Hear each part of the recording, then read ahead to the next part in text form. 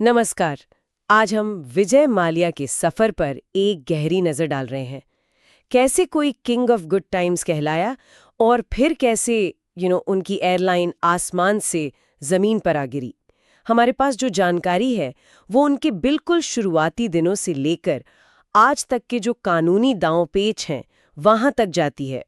मकसद सीधा है, इस पूरी कहानी के उतार चढ़ाव के जरूरी मोड़ समझना है कि कैसे एक बड़ा कारोबारी साम्राज्य खड़ा हुआ और फिर कैसे वो मुश्किलों में फंसा। चलिए शुरू करते हैं 1983 से। तब वो सिर्फ 28 साल के थे जब पिता विठल माल्या उनके जाने के बाद उन्होंने यूनाइटेड ब्रेवरीज ग्रुप की कमान संभाली।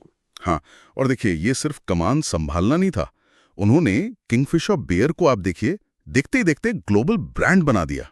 Global brand? हाँ, सोचिए 2013 तक आते आते ये बियर 52 देशों में बिक रही थी और भारत में यहाँ करीब 36% मार्केट शेयर था। 36%? ये तो बहुत ज्यादा है। बिल्कुल। और साथ ही उन्होंने यूबी ग्रुप को सिर्फ शराब तक ही सीमित नहीं रखा।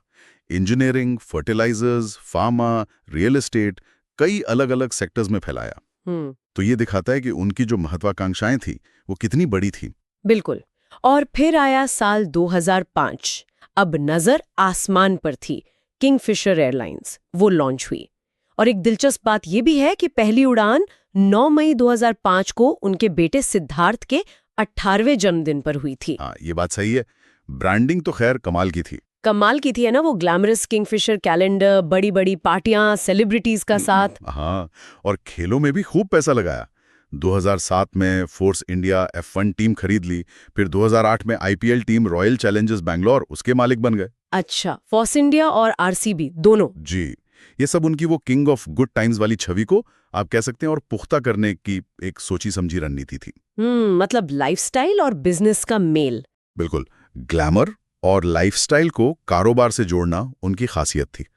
फिर 2008 में देखिए एयर डेक्कन का विलय किया। हाँ, एयर डेक्कन, उसको सिंपली फ्लाई डेक्कन बना दिया था ना। हाँ, और बेंगलोर से लंदन की सीधी उड़ान भी शुरू की। तो लगा कि भाई अब ये रुकने वाले नहीं है। पर शायद यहीं से वो मोड़ आया जहां से मुश्किलें बढ़नी शुरू हुई। वो एयर डेक्कन वाला विलय, क्या वो वाकई में फायदे का सौदा साबित हुआ या उसने मुश्किलें और बढ़ा दी? देखिए, इरालो तो अच्छा था, कम लागत वाले सेगमेंट में पकड़ बनानी थी, नेटवर्क बढ़ाना था, लेकिन हुआ ये कि दो बिल्कुल अलग कल्चर वाली एयरलाइंस को मिलाना। हाँ, एक प्रीमियम और दूसरी लो कॉस्ट। बिल्कुल, वो काफी पेचीदा साबित हुआ। जैसा सोचा था वैसा तालमेल बैठा नहीं और घाटा बढ़ता चला गया। यहीं से वो वित्तीय समस्याएं गहराने लगी। हाँ, और आंकड़े भी तो यही कहानी कहते हैं। 2009 से 2012 के बीच किंगफिशर एयरलाइंस पर कर्ज का बोझ बहुत तेजी से बढ़ा। कितना? 2008 में जो कर्ज करीब 934 करोड़ था, वो 2009 आते आते 5,665 करोड़ हो गया। बाप रे, एक साल में इतना ज्यादा? हाँ, फिर वो खबरें आने लगी, कर्मचारियों की सैलरी रुक रही है, कर्ज नहीं चुका पा रहे हैं, और आखिरकार 2013 की शुरुआत में एयरलाइन का लाइसेंस ही रद्द हो गया, ऑपरेशन बंद। और ये झटका सिर्फ एयरलाइन तक नहीं रहा। लगभग उसी समय 2012 के आसपास उन्हें यूनाइटेड स्पिरिट्स का नियंत्रण भी डियाजियो को सौंपना पड़ा। डियाजियो?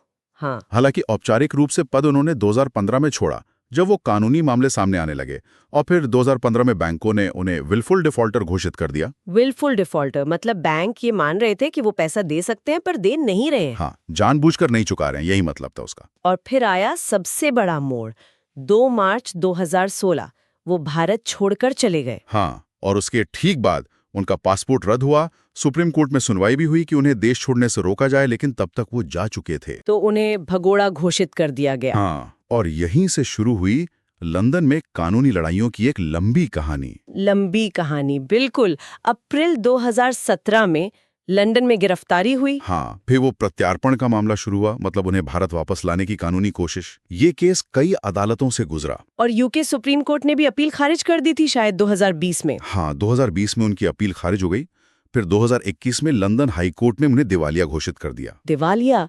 तो इसका मतलब बैंकों को उनकी संपत्ति से वसूली का अधिकार मिल गया। हाँ, अधिकार तो मिला, लेकिन उन्हें रहने और कानूनी खर्च के लिए कुछ सीमित फंड इस्तेमाल करने की इजाजत मिली थी। और ये कानूनी लड़ाई क्या अभी भी चल रही है? हाल में भी कुछ हुआ है शायद? हाँ, अभी फरवरी 2025 में ही यूके हाई कोर्ट ने उनकी एक और अपील खारिज की है।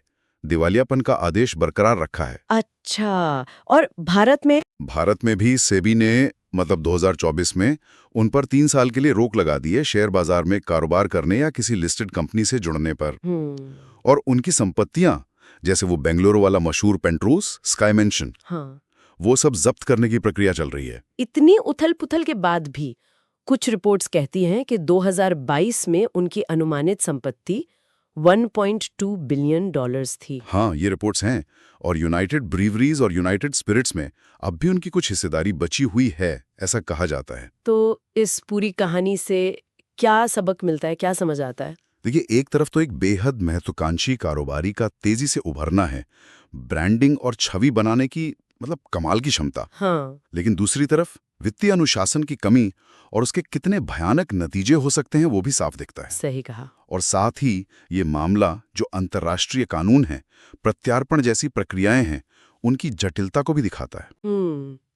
ये सफर वाकई सोचने पर मजबूर करता है।